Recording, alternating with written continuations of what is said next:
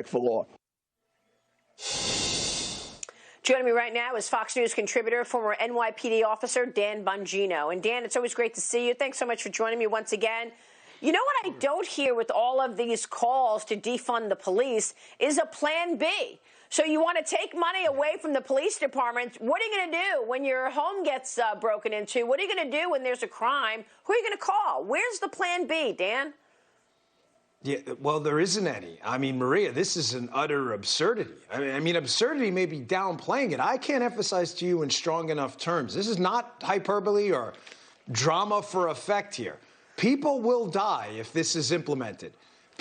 Kids will be killed, teenagers will be killed. And I'm not just talking about the direct action of increased gang violence, potential terrorism, the threat of organized crime exploding.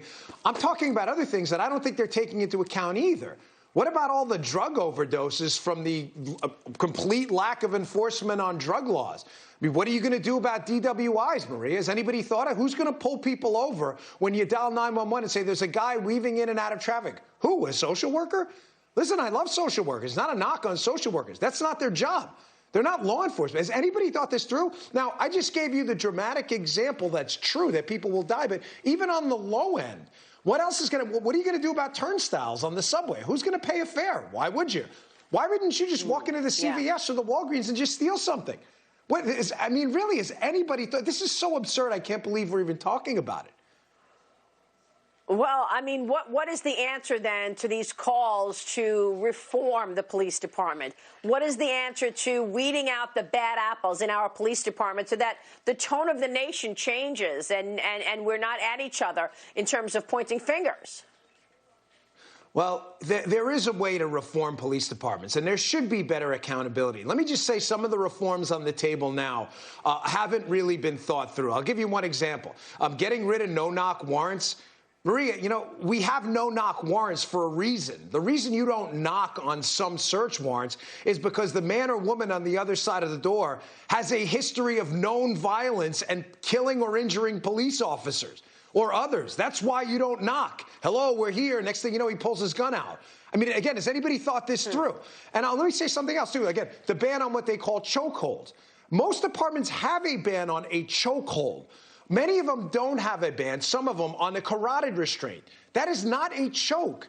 It's not an airway restriction. Now, not always a good idea. Having said that, if there's a lethal force scenario and you're being physically attacked and your head's being cracked off the concrete and you're a police officer, how is that not an option for you to stay alive? So you're allowed to shoot them, but you're not allowed to engage in a carotid restraint?